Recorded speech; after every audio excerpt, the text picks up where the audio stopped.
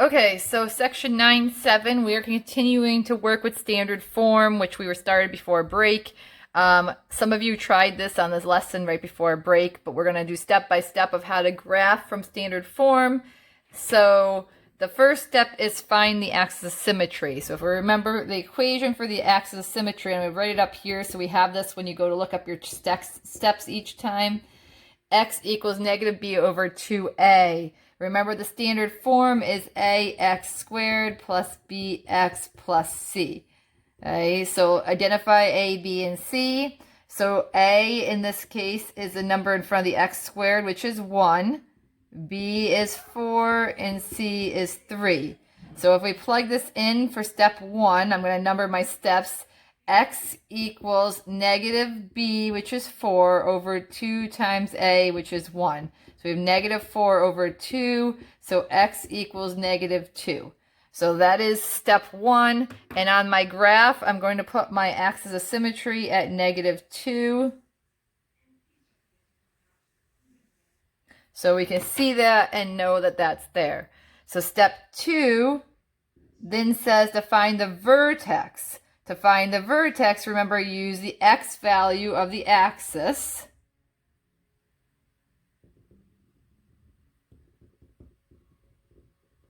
Okay, and then you plug in to find y.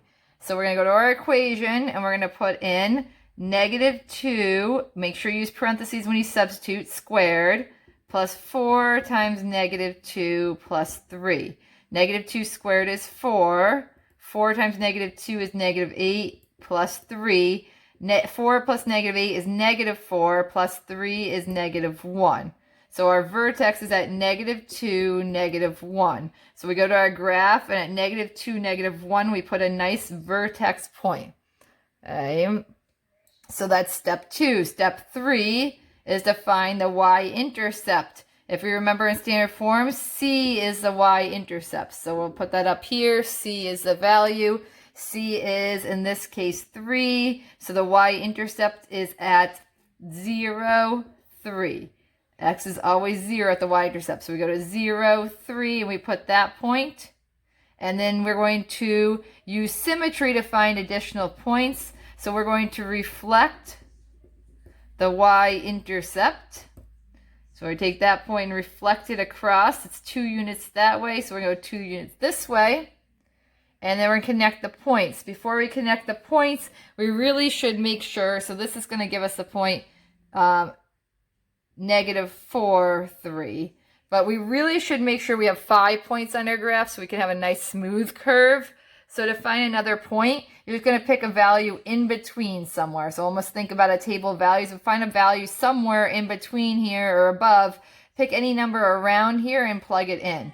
So for part of step 4, I'm going to put in, for my equation, negative 1. Negative 1 squared plus 4 times negative 1 plus 3. I get negative 1 squared is 1. 4 times negative 1 is negative 4 plus 3. I get 0. So at negative 1, my point is 0. I can reflect that, and now I have 5 points. I can make my smooth curve and get my graph. So if you have 3 points and we really want 5 points, you just have to plug in for one other point. So I'm substituting negative 1 because I knew that was close to my vertex. You can pick any point you want to get that third point and then reflect it. Okay, so there's the graph. So now let's look at number 2.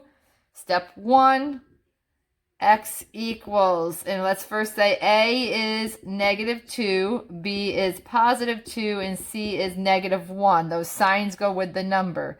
So x equals negative b, so negative 2 over 2 times negative 2, because that's the axis.